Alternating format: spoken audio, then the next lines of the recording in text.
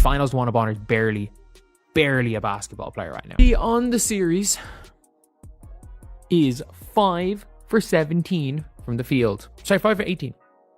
5 for 18 from the field. She's barely shooting 25%. What does it look like when a veteran star, a two-time champion, completely vanishes on the absolute biggest stage of her sport? When the bright lights of the finals expose not greatness, but a stunning total collapse. This isn't just a story about a bad game. This is a story of DeWanna Bonner's final meltdown. A performance so shocking it didn't just cost a team a game. It fundamentally rewrote her entire legacy. The stats were a nightmare, but the body language was even worse. And by the end of this video, you'll understand exactly how one of the WNBA's most experienced players fell apart in front of the entire world, and why this felt like a moment the basketball universe had been waiting for. Hey, it's great. It's absolutely great. This is the best thing in the world. Like, look, if the people aren't going to make the finals, the Mercury losing. If you're fascinated by the dramatic rises and brutal falls in sports, you need to see this whole story. Make sure you like and subscribe for more deep dives into the moments that truly define an athlete's career. When the Phoenix Mercury walked into that arena for Game 2 of the WNBA Finals, all the pressure was on DeWanna Bonner. She was a veteran, the two-time champion, the player signed to be the missing piece for a championship run. But from the very first possession, something was deeply wrong. Bonner looked disconnected, her energy was drained, and her body language screamed pure frustration. This wasn't the calm, experienced leader anyone expected. This was a player in the middle of a full-scale implosion, and the numbers proved it in the most brutal way possible. Twitter, 1 of 5 from the field. 0 of 2 from 3. 4 points. 4 points, 1 made basket out of 5 attempts, 0 rebounds, and a staggering minus 21 plus-minus rating, meaning the Mercury were being buried alive whenever she was on the floor. It was a statistical horror show, but you didn't even need the numbers to see it. Every missed shot, every airball that barely grazed the rim, drew louder gasps from the crowd. The once feared veteran, known for thriving under pressure, was crumbling under it. Her signature mid-range jumper was gone. Her defensive rotations were slow and confused. It was a slow-motion disaster unfolding in real time, and nobody could look away. But the true depth of the collapse went beyond the box score. It was in the subtle, damning details that cameras captured throughout the game. She don't want to play basketball anymore. She don't want to do anything that helps her team win. She don't want to win at this stage. DeWanna Bonner pulls, you can see this drive here, she gets it from deep, she pulls nothing. There was a specific play in the third quarter that became a perfect symbol for the entire night. Bonner received a pass wide open on the wing, a look she had knocked down 1,000 times in her career. The entire arena rose in anticipation, expecting the veteran to finally step up and stop the bleeding. But instead of a confident release, there was a moment of hesitation, a flicker of doubt in her eyes that was visible even from the nosebleed seats. The shot that followed wasn't just a miss. It was an air ball so profound it seemed to suck the very life out of the building. The opposing bench didn't even try to hide their reactions, with players smirking and shaking their heads in disbelief. This was more than a poor shooting night. It was a complete systemic failure of a player's confidence. Who's DeWanna Bonner versus which teams? I need that DeWanna Bonner low-light tape. Like, hitting the rim was a challenge today. Hitting the rim was a challenge today. She's minus 21 across 2 games. Her teammates, sensing the complete evaporation of her offensive threat, began to actively avoid passing her the ball, opting for lower percentage shots rather than watching another possession die in her hands. The trust was gone. The leadership was gone. All that remained was a shell of a former star, and a sinking feeling that this wasn't just a bad game. It was the end of something. The reaction was as immediate as it was ruthless. Social media absolutely erupted. This wasn't just criticism. It was a digital roasting. Clips of her airballs were set to circus music. Memes compared her to a ghost on the court. One viral post simply called her DeWanna Bonner, a savage play on her name suggesting she was a completely different and utterly ineffective player. Fans and analysts who had once praised her veteran leadership were now her biggest critics. Commentators called it a career worst performance, openly laughing at the sheer ineptitude on display. Playoffs, 1 of 5, 4 of 13, 4 of 7, 1 of 7, 2 of 9, 0 of 4, 2 of 8. Like, she had one good playoff game and she's been horrendous. She has been absolutely horrendous. One analyst famously joked that hitting the rim was a challenge for her tonight, a line that perfectly captured the public sentiment. The narrative had flipped in an instant. DeWanna Bonner was no longer a champion. She was a punchline. The player brought in to lead a championship charge had become the reason her team was on the brink of elimination. And this online firestorm wasn't just about basketball. It was about accountability. Fans felt they were witnessing the consequences of something deeper, a collapse that felt strangely deserved. The digital arena became a merciless court of public opinion. On Twitter, now X, a clip of Bonner standing motionless on defense while her player cut backdoor for an easy layup racked up millions of views. The hashtag Bonner versus the rim started trending, filled with side-by-side edits comparing her past game-winning shots to her current struggles. On Instagram, fan pages photoshopped her jersey into a ghost costume, while TikTok was flooded with videos of people recreating her airballs in their backyard hoops with dramatic, slow-motion falls. Like, it's actually at the stage now where Nate Tibbetts might have to just, unpopular opinion, I think Kit Laxa should be playing over. Kit Lax is a 6'1" sniper. Like, she's, after Sammy Wickham, even maybe more than Sammy Wickham, she's the best shooter on the team. She is the best pure shooter on this team, and there is no way she can be worse at the other parts of basketball than DeWanna Bonner has been in the finals. There is actually no way. It was a brutal... But it wasn't just random fans. Verified accounts of prominent sports bloggers and even former players joined the fray. One retired WNBA star tweeted, "Veterans are supposed to be the anchor, not the hole in the boat. This is tough to watch." Another posted a single gif of a player shrugging with the caption, "Me trying to find Bonner on the court." The laughter was deafening, and it created a perception that was impossible to shake. This wasn't a narrative that could be controlled by a PR team. It was a wildfire fueled by 1,000 different sparks of mockery, and it permanently cemented that night as one of the most humiliating individual performances in recent finals history. But here's the shocking part that many miss in the heat of the moment. This finals meltdown wasn't a sudden event. It was a final, explosive result of the season filled with quiet cracks and inconsistencies. Do nothing today is the reason why she doesn't want to get any rebounds. She doesn't want to do anything right now except airball shots. She doesn't want to post up. She doesn't want to rebound. She doesn't want to pass. She doesn't want to defend. If you look back at Bonner's entire playoff run, the warning signs were all there. She had one good game, but was largely horrendous throughout. The stats tell a damning story. 1 for 5, 4 for 13, 4 for 7, 1 for 7, 2 for 9, 0 for 4, 2 for 8. This was not a player trending upwards. This was a star in a steady, undeniable decline. The incredible effort and focus that had defined her earlier career seemed to have evaporated. The finals didn't break DeWanna Bonner. They simply exposed a fracture that had been spreading for months. Her confidence, that unshakable belief that defines great scorers, had been slowly leaking away. And in Game 2, the tank finally hit empty. This was an anomaly. It was the culmination. To understand this decline, you have to look at the entire Phoenix Mercury experiment. From the moment she arrived, the fit was always awkward. While on paper, pairing her with Diana Taurasi and Brittany Griner seemed like a legendary super team, the on-court reality was often clunky. Bonner was used to being a primary option, but in Phoenix, she was often the third or even fourth scoring threat in certain lineups. Her usage rate dropped, and her opportunities became more sporadic. This led to a season of frustrating inconsistency. What ended up happening was, things weren't working out. She probably wanted a trade, and, maybe the Mercury said, "Look, we don't want to trade for you, but we'll take you for free. Let's go and win a championship." The Mercury started off the season really well, and obviously that coincided with DeWanna Bonner going and quitting on her team. She'd have a 20-point game followed by a string of contests where she'd barely crack 5 points. The explosive first step that once allowed her to blow by defenders seemed a step slower. The defensive intensity that made her a two-way threat would come in flashes, not sustained effort. Insiders whispered about practices where her energy levels were questioned and about a growing disconnect between her and the coaching staff over her role. The regular season was able to paper over these cracks with enough wins, but the playoffs are a different beast. They magnify every weakness, and they hunted Bonner's lack of rhythm and confidence until it completely consumed her in the finals.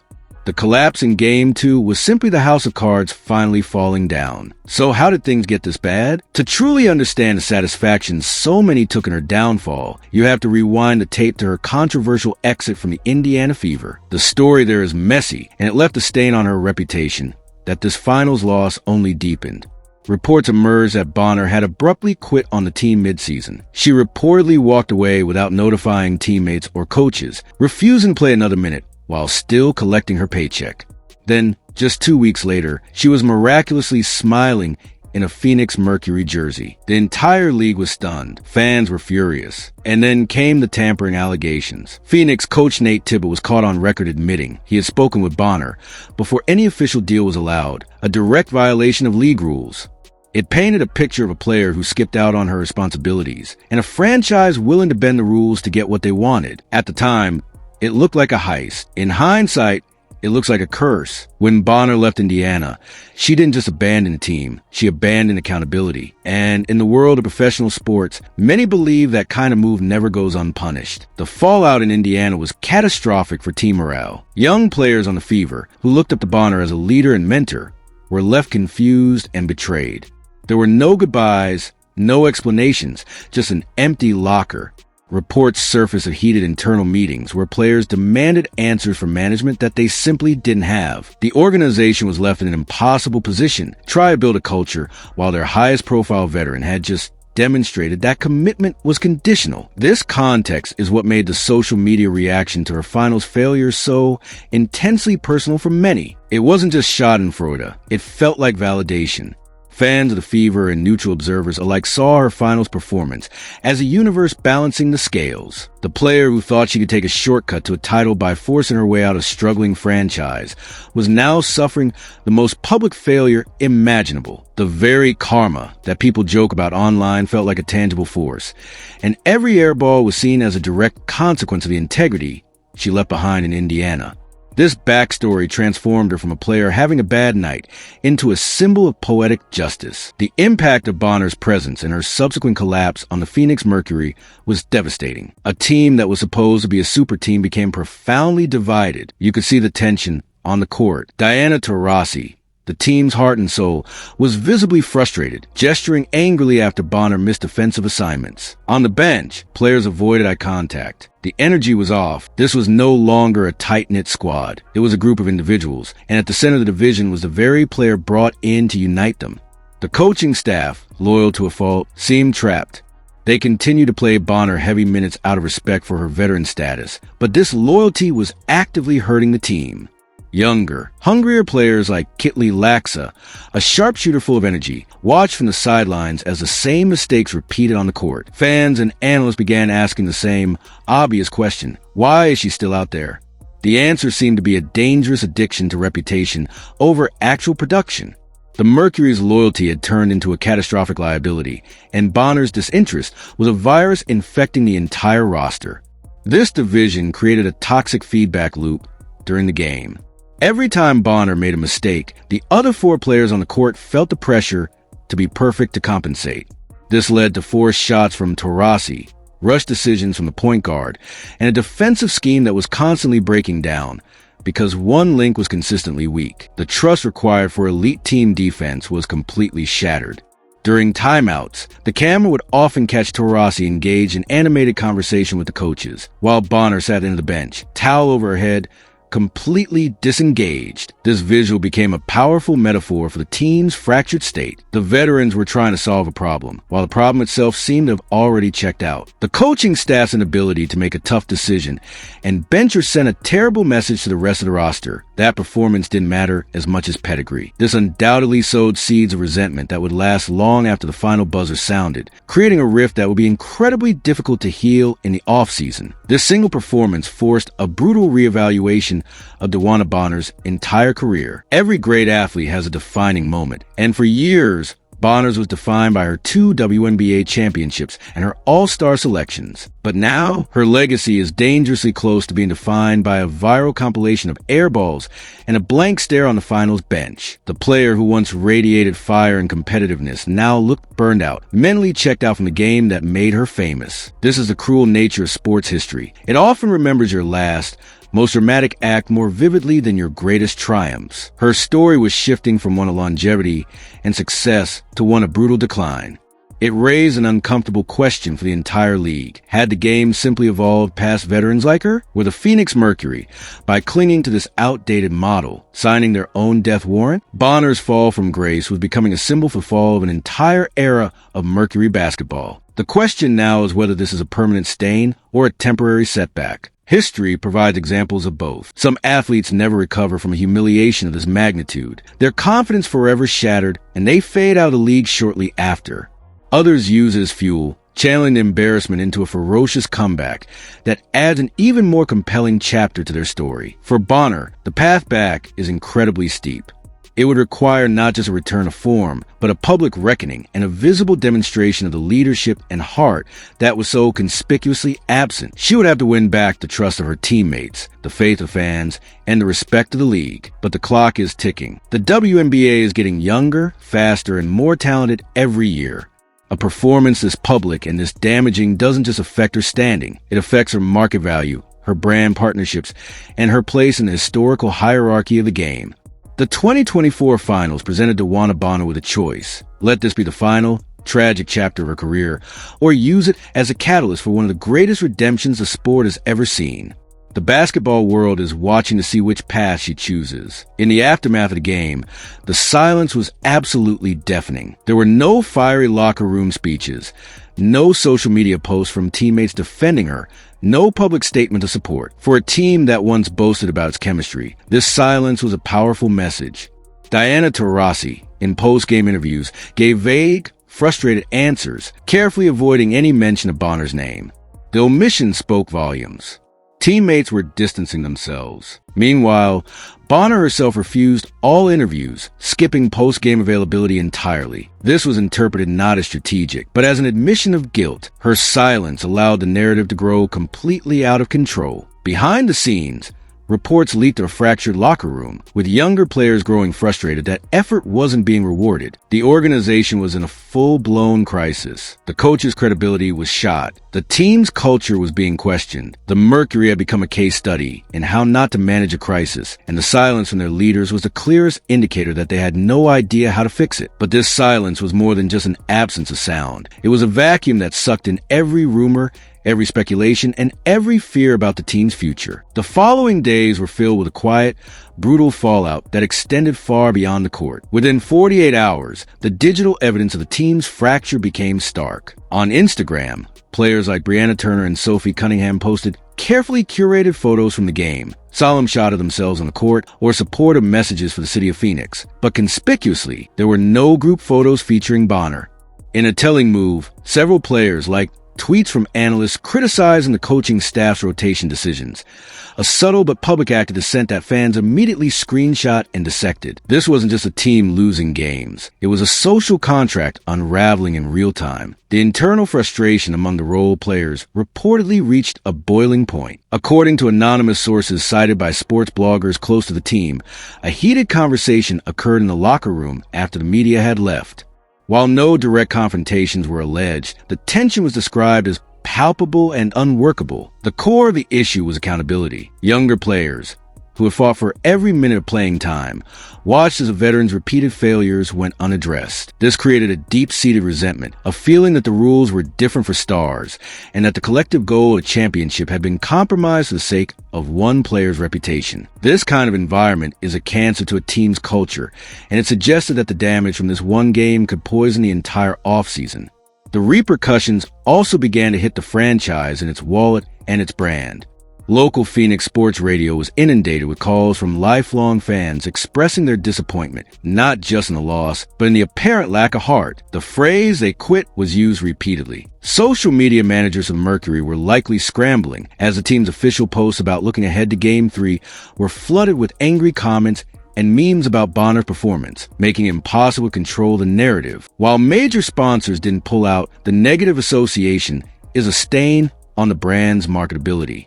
No company wants their logo associated with humiliation and quit. The front office, would have bet so heavily on the Bonner acquisition as their ticket back to glory, was now facing a nightmare scenario. Their grand experiment had not only failed but had backfired spectacularly, exposing what critics called a flawed and outdated team-building philosophy. For DeWanna Bonner personally, this silent treatment was the most severe consequence of all. In professional sports, your reputation is your currency. It dictates your next contract, your endorsement potential, and your legacy. By refusing to face the music, Bonner allowed her critics to write the entire story. Without her input, the narrative solidified. She wasn't just a player who had a bad night. She was a leader who went missing, a teammate who couldn't be defended, and a superstar who folded under pressure. This silence transformed a terrible performance into a defining character judgment. As the series moved on, the question was no longer if the Mercury would lose, but how they would pick up the pieces of a broken culture after the final buzzer sounded. The silence wasn't just deafening, it was damning, and it echoed long after the arena had emptied. So, what is the final, unavoidable truth in this entire saga? DeWanna Bonner's finals collapse will be remembered not for the 4 points or the 0 rebounds, but for what it revealed.